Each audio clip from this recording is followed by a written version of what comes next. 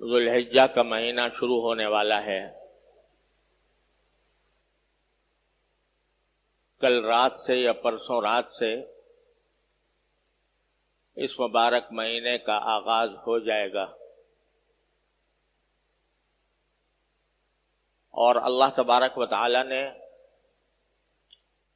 اس مبارک مہینے کو کئی حیثیتوں سے دوسرے مہینوں پر ایک ممتاز حیثیت، ممتاز صفت عطا فرمائی ہے۔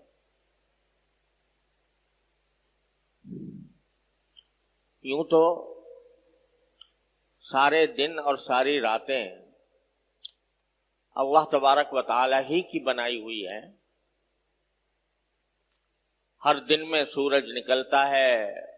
شام کو غروب ہوتا ہے، دن ہو جاتا ہے، دن رہتا ہے سارے صبح سے لے کر شام تک،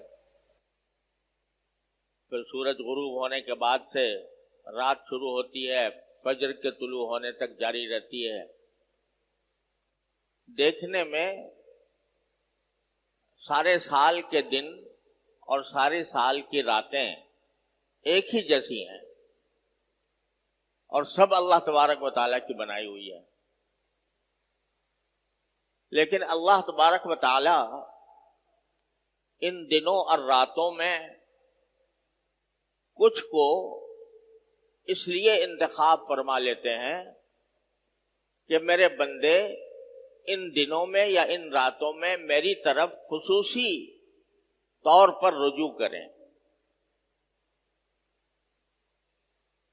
ہم لوگ اپنے دنیاوی مشاغل میں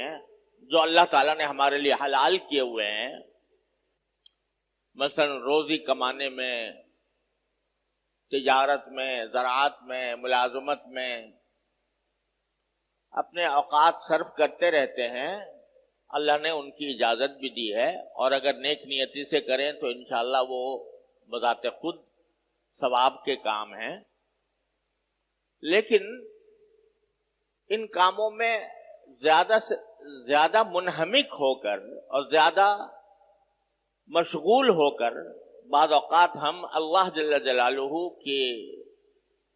محبت، اللہ جل جلالہ کی طاعت، عبادت، براہ راست عبادت، اس کو فراموش کرنے لگتے ہیں۔ اللہ تعالی کی یاد،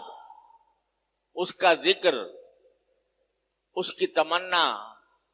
اس کی محبت، ان جذبات میں ان مشغولیتوں کی وجہ سے کمی آنے لگتی ہے۔ تو اللہ تبارک و تعالی ہمیں اس غفلت سے نکالنے کے لیے اور اپنی طرف بلانے کے لیے، متوجہ کرنے کے لیے، اپنے سے رجوع کرانے کے لیے کچھ دنوں اور راتوں کو کہہ دیتے ہیں کہ یہ میری ہیں، یہ دن میرے ہیں، یہ راتیں میری ہیں، یہ مہینہ میرا ہے، یہ عشرہ میرا ہے، اپنی طرف منسوب فرما دیتے ہیں۔ اب رمضان کا مہینہ دیکھیے، مثلا وہی دن ہے، وہی راتیں ہیں، وہی سورج نکلتا ہے، وہی غروب ہوتا ہے، لیکن اللہ تبارک و تعالیٰ نے فرمایا یہ میرا مہینہ ہے۔ اپنی طرف اس کی نسبت فرما دی تو اس کی شان کہیں سے کہیں پہنچ گئی، اس کی برکات کہیں سے کہیں پہنچ گئی۔ جیسے اللہ تبارک و تعالیٰ کعبہ شریف کو دیکھو، دیکھنے میں تو وہی پتھروں کی عمارت ہے اور عام گھروں کی طرح ہے، بلکہ عام گھروں میں پلاسٹر ہوتا ہے، اس پر پلاسٹر بھی نہیں ہے، عام گھروں میں روغن ہوتا ہے، اس پر روغن بھی نہیں ہے، لیکن اس گھر کو یہ کہہ دیا میرا گھر ہے، اپنی طرف اس کی نسبت قائم فرما دی تو اس کی شان، اس کا جلال، اس کا جمال، اس کی طرف انسانوں کی محبت اور ان کی طرف قلوب کا میلان ایسا زبردست ہے کہ جیسے مقناطیس لگا ہوا ہے، ساری دنیا سے انسانوں کو کھینچ رہا ہے۔ ایسے ہی اللہ تبارک و تعالی مختلف دنوں کو اور مختلف راتوں کو کچھ اپنی طرف منسوب فرما کر ان کو خصوصی فضیلت عطا فرما دے۔ تو اب جو یہ ذوالحجہ کا مہینہ آ رہا ہے، یہ بھی انہی مہینوں میں سے ہے یا انہی ایام میں سے ہے جن کو اللہ جل جلالہ نے اپنی طرف منسوب فرما کر اس کو خصوصی تقدس عطا فرما دیا ہے اور اس کی خصوصی فضائل بیان فرمائے۔ کیوں؟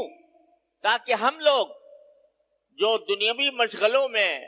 الجھے ہوئے ہیں، منہمک ہیں، وہ ذرا لوٹ کر تھوڑے عرصے کے لیے اللہ تبارک و تعالیٰ کے ذکر میں، اس کی یاد میں، اس کی محبت میں، اس کی طاعت میں اپنے آپ کو مشغول کریں۔ ایسا ہی ذوالحجہ کا مہینہ، اور اس مہینے کی ایک خصوصیت یہ ہے کہ اس میں کچھ اللہ تبارک و تعالیٰ نے ایسی عبادتیں مقرر فرمائی ہیں جو صرف انہی دنوں میں انجام دی جا سکتی ہیں، سارے سال نہیں دی جا سکتی۔ مثلا حج جو ہوگا وہ ذوالحجہ میں ہوگا، سارے سال نہیں ہوگا۔ عرفات کا میدان تو آج بھی موجود ہے، جبل رحمت بھی ہے، مینا بھی ہے، لیکن آج اگر کوئی جا کر مینا میں قیام فرمائے یا جا کر عرفات کے میدان میں جبل رحمت پہ کھڑا ہو جائے، کوئی عبادت نہیں، کوئی عبادت نہیں، عبادت کی حیثیت سے اس کا کوئی مقام نہیں۔ جیسے اور میدان ہے ایسے عرفات کا میدان، لیکن جب 9 ذوالحجہ آ گئی تو اب وہاں پر جا کر وقوف کرنا، وہاں پر جا کر ذکر کرنا، وہاں پر جا کر اللہ تبارک و تعالیٰ سے دعائیں کرنا، اس کا مقام کہیں سے کہیں پہنچ گیا کہ جو میرے بیت اللہ کا حج کرے اور اس میں کوئی فحش کام نہ کرے تو واپس ایسے آئے گا جیسے آج ماں کے پیٹ سے پیدا ہوا۔ تو یہ حج ایسی عبادت ہے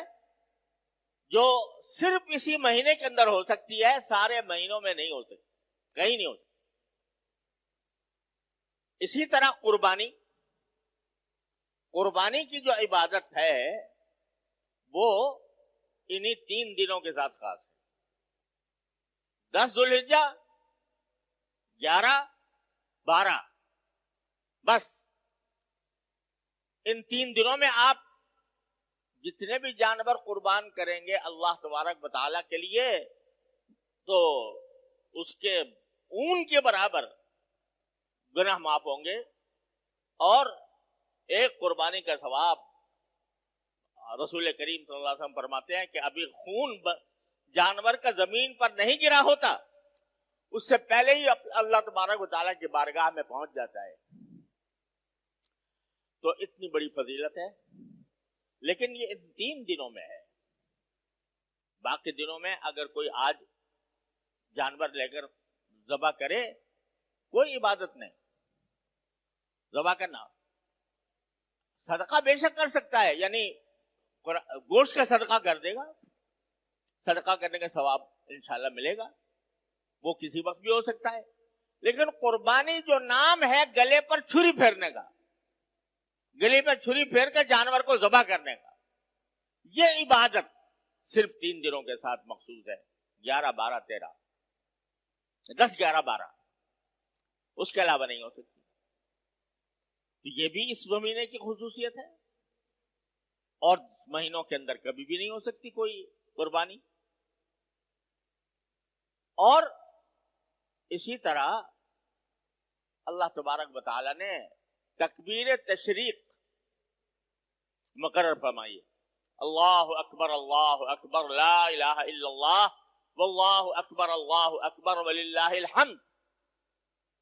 یہ تکبیر تشریق 9 ذوالحجہ سے فجر سے شروع ہوتی ہے اور 13 تاریخ کی عصر تک جاری رہتی ہے، ہر نماز کے بعد بلند آواز سے یہ تکبیر کہنا واجب ہے، اللہ اکبر لا الہ الا اللہ واللہ اکبر وللہ الحمد۔ لیکن یہ بھی انہی دنوں کے ساتھ مخصوص ہے، 9 تاریخ سے شروع ہوگی، 13 تاریخ کے اثر پہ ختم ہو جائے گی. آج پڑھ لو، یعنی نمازوں کے بعد بلند آواز سے آج پڑھو تو وہ کوئی اس درجے کا ثواب اس میں نہیں ہے جو 9 تاریخ سے شروع ہونے والی تکبیر کا ہے. تو یہ کچھ اللہ تبارک و تعالیٰ نے خصوصیات عطا فرمائی ہیں اس مہینے کو جو اور کسی مہینے میں نہیں.